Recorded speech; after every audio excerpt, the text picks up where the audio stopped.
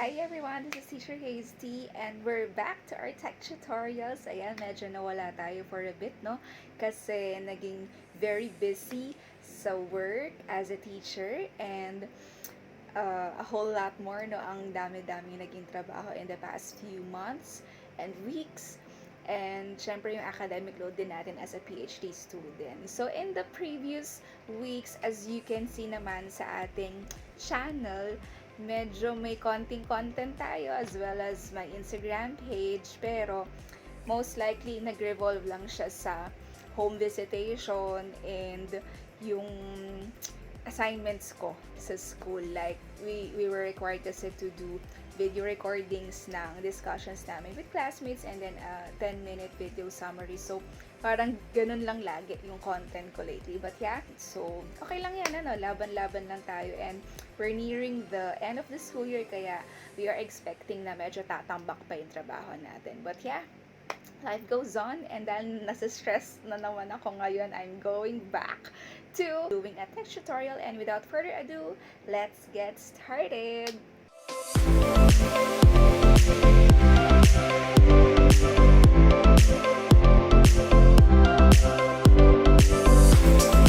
And we're back! So, ayan, like what I have shown you dun sa title ng ating video tutorial for today, I'm going to teach you how to, hindi naman directly na maglagay ng subtitles sa videos that you watch, but this is actually a workaround to that problem kasi diba when we watch movies or videos on our mobile phones, usually walang subtitles that come with it. Okay, so this tech tutorial is to somehow provide you a workaround to that problem. Kasi ako ay mas subtitle person, ayoko nanonood ng walang subtitles. So I'm just gonna play this Course video. 1. So yan. Many frameworks have Ito been siya. developed to try and understand as well as illustrate the And skill. ang problem ko nga, walang subtitles. So, a quick fix to that is an app by Google. So, punta tayo sa Play Store ngayon and then we'll just look for the app Live Transcribe. Ayan, ito. So, nag-appear na siya agad. Live Transcribe and Sound Notifications. Ayan. So, it was developed by research at Google. So, you can just install that and ito yung description. Ayan. And ang reviews naman niya, ayan, 4.1. I don't know why it got that review, pero sa akin, so far, so good naman siya, no?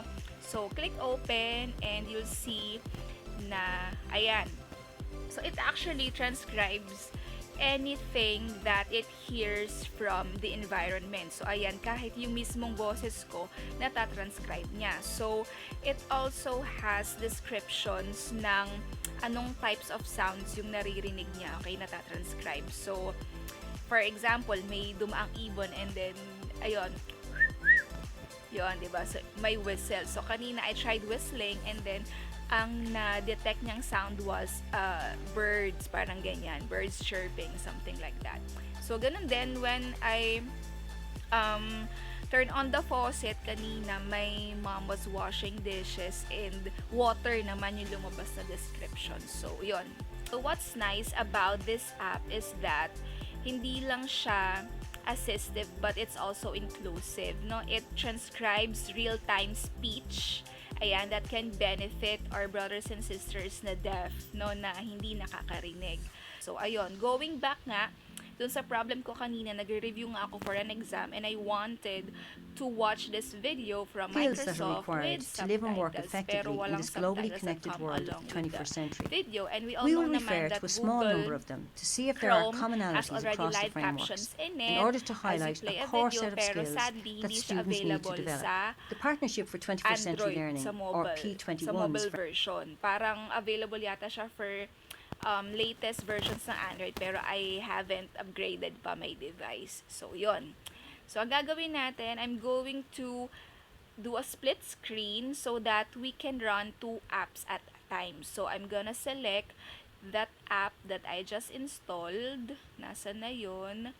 Ayan, yung live transcribe natin. So, you can see that it transcribes my speech, pero ang target natin is that we will not be talking right now, but it will transcribe the video for us, the video that we're watching. So I'm gonna position my camera here sa gitna, and we're gonna play the video.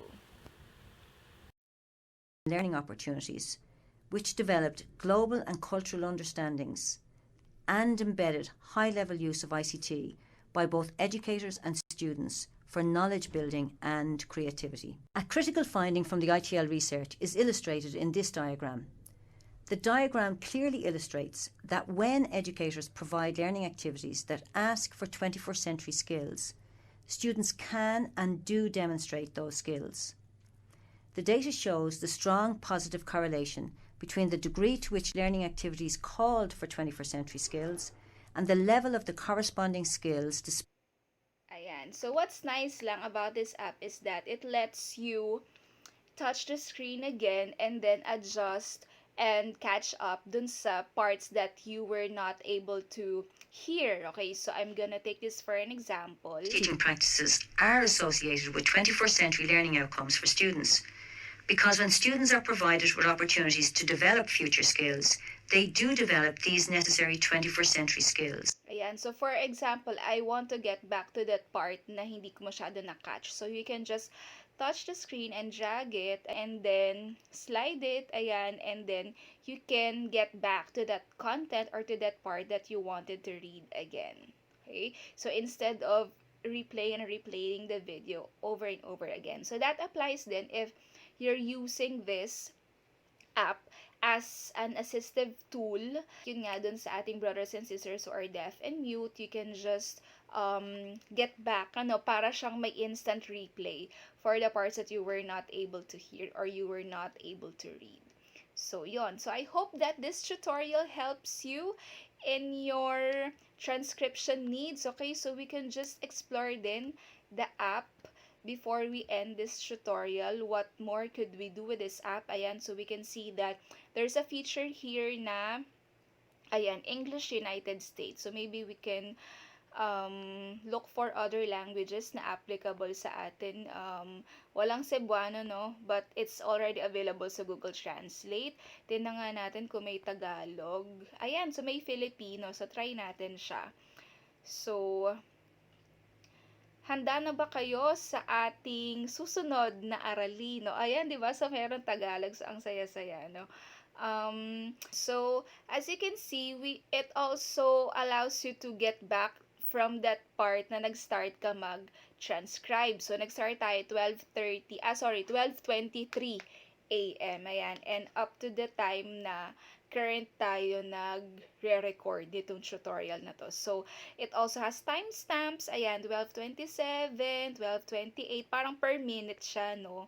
12:30, 12:31. Ayan, for as long as the transcription is ongoing. Ayan, so hanggang ngayon meron siya. Pero ang na-detect niya ngayon ay Tagalog. So, we'll be trying if it will also detect yung language natin even if we speak in English. Ayan. So far it detects English naman, no. So balik tayo, scroll up tayo ulit, and then you can see an arrow dito sa lower right. Ayan. So if you tap on that, it will bring you back to dun sa latest transcription, which is nice, okay?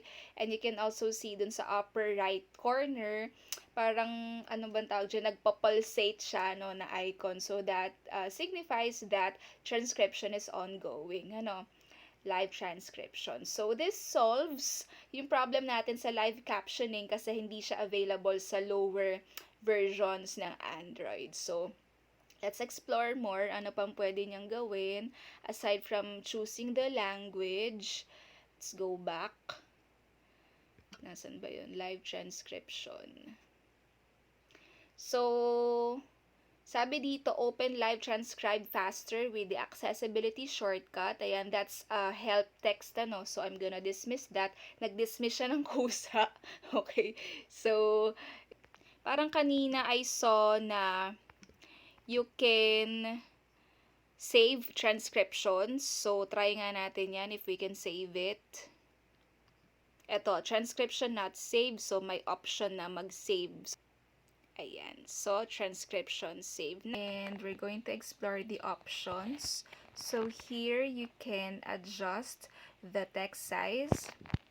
Yan, from small to quite bigger, and then papunta sa huge. Okay, so we can just get back to that size, and then you can also show the hold button to pause transcription so you can catch up your reading. Yan, so let's try it out. Ayan, I'm gonna speak for a few seconds, and then later on we'll be pausing the transcription. Ayan, so I'm gonna tap now the pause button. Ayan, and you notice na may ellipsis na siya. So, nag-pause yung recording, and then I'm going to turn that off. Off natin yung pause. Ayan. So, ang galing kasi na-record niya, so na-transcribe niya, pero hindi lang siya na-show agad dun sa screen. So, that allows the user to actually take the time to absorb yung sinasabi, no? Yung sinasabi ng kausap niya. So, eto na, tong part na to ng vlog ko is like yung assistive technology na siya, no? So, it's not about the subtitling anymore. So, yun. So, you can explore the app on your own. I hope that you learned something from our tech tutorials. Ayan, wala na akong storage. Okay. So, ayun. Thank you so much for watching our tech tutorial, and see you on our next video. Follow me on my social media channels. That's Teacher Hazetee on Instagram and Facebook.